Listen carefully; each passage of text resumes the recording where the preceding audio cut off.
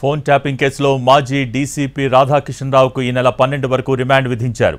నేటితో 7 రోజుల కస్టడీ ముగియటంతో రాధాకిషన్ రావుకు గాంధీ ఆసుపత్రిలో వైద్య పరీక్షలు నిర్వహించారు. ఆ తర్వాత నాంపల్లి కోర్టులో హాజరుపరిచారు.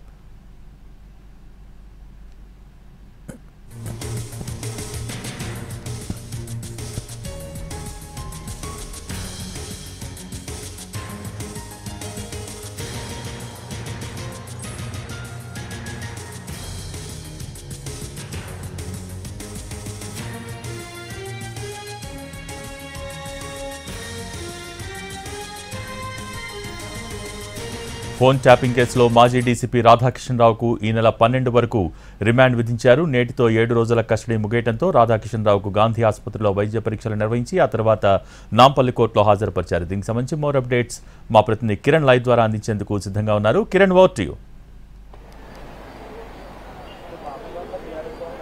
భోగి రాష్ట్రంలో దుమారం రేపిన ఫోన్ ట్యాంపింగ్ కేసు వ్యవహారంలో టాస్క్ ఫోర్స్ మాజీ డీసీపీ రాధాకిషన్ రావు ఈ రోజుతో 7 రోజుల పాటు కస్టడీ విచారణ ముగిసింది. అయితే బంజారాహిల్స్ పోలీస్ స్టేషన్ నుంచి నేరుగా వైద్య పరీక్షల నిమిత్తం గాంధీ ఆసుపత్రి తీసుకెళ్లారు దర్యాప్తు టీం.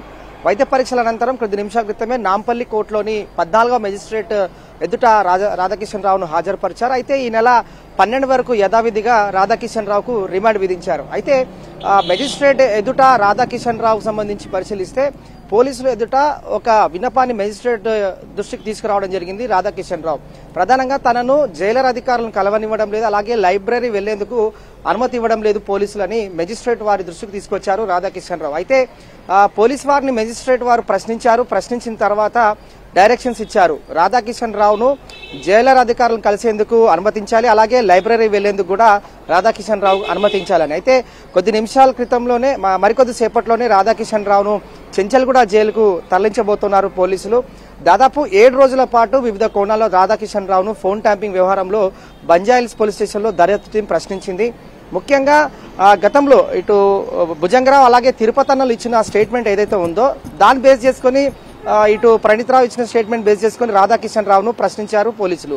అయితే రాధాకిషన్ రావు ఇచ్చిన ప్రస్తుతం కస్టడీలో ఏదైతే కొన్ని ఇన్ఫర్మేషన్ ఏదైతే ఉందో దానికి సంబంధించి భవిష్యత్తులో అంటే దర్యాప్తు ఏ విధంగా వెళ్ళాలి, అలాగే ఎవరెవరికి నోటీసులు ఇవ్వాలి, అరెస్టుల పర్వం ఉంటుందా లేదా, రాజకీయాలకు సంబంధించిన గత ప్రభుత్వ పార్టీకి సంబంధించిన నేతలకు నోటీసులు వెళ్తాయా లేదా, వారి చుట్టూ ఉచ్చు బిగుసుకుంటుందా ఉండదా అనేది ప్రస్తుతం ఒక మిస్టరీగా మారింది. అయితే రాధాకిషన్ రావు ఇచ్చిన స్టేట్మెంట్ బట్టి చూస్తే నల్గొండ, మహబూబ్నగర్, సిరిసిల్ల, వరంగల్, హైదరాబాద్, జూబ్లీహిల్స్, రంగారెడ్డి జిల్లా ఈ ఎక్కడైతే సెక్టార్స్ ఉన్నాయో వీటికి సంబంధించి సర్వర్ల ఏర్పాటు అలాగే ఫోన్ ట్యాంపింగ్ వ్యవహారం ఏ విధంగా పాల్పడ్డారని రిమాండ్ కస్టడీలో పలు ఆసక్తికరమైన విషయాలు వెల్లడించాడు. అలాగే రాధాకిషన్ రావు పైన గతంలో నమోదైన కేసుల గురించి ప్రశ్నించారు రాధాకిషన్ రావును. అలాగే రాధాకిషన్ రావుకు సంబంధించి 47 హార్డ్ డిస్కులు మాయం చేయడం, ధ్వంసం చేయడం, వాటిలో ఎస్ఐబి కార్యాలయానికి సంబంధించిన డేటా, హార్డ్ డిస్కులు, పెన్ డ్రైవ్లు ఎక్కడున్నాయి, అలాగే వాటికి సంబంధించి మూలాలు ఏ విధంగా ఉన్నాయనేది రాధాకిషన్ రావును ప్రశ్నించారు. అయితే ప్రభాకర్ రావు టీంకు సంబంధించి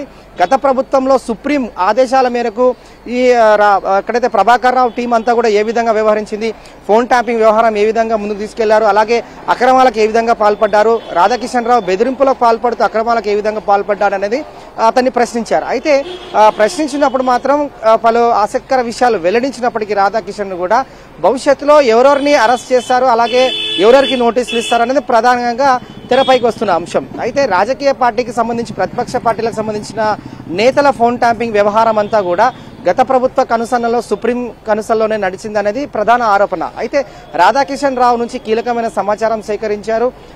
ఈ జోన్లలో ఎక్కడైతే సర్వర్లను ఏర్పాటు చేయడంతో పాటుగా నల్గొండకు సంబంధించిన కానిస్టేబుల్స్ అలాగే అధికారులు ఏ విధంగా ప్రణీత్ రావుకు సహకరించారు, అలాగే అందులో రాధాకిషన్ రావు పాత్ర ఏముంది, భుజంగరావు, తిరుపతి అన్నలు ఇచ్చిన స్టేట్మెంట్ లో రాధాకిషన్ రావు ఇచ్చిన స్టేట్మెంట్ ఎంతవరకు బలం చేకూర్చే విధంగా ఉంది, ఈ విధమైన అనేక ప్రశ్నలు కూడా రాధాకిషన్ రావును ప్రశ్నించారు. ప్రస్తుతం రాధాకిషన్ రావు ఇచ్చిన స్టేట్మెంట్ చాలా కీలకంగా ఉంది. ముందు ఈ కేసులో ఎవరెవరిని నోటీసులు ఇచ్చి పిలిపిస్తారు, అలాగే ఎవరిని అరెస్ట్ చేస్తారని మాత్రం ప్రస్తుతం ఈ తెరపైకి వస్తున్న అనేకమైన అంశాలు కావచ్చు. కాబట్టి పోలీసులు ఏ విధంగా వ్యవహరిస్తారనేది ఆసక్తి నెలకొంది. భోగి. Thank you Kiran.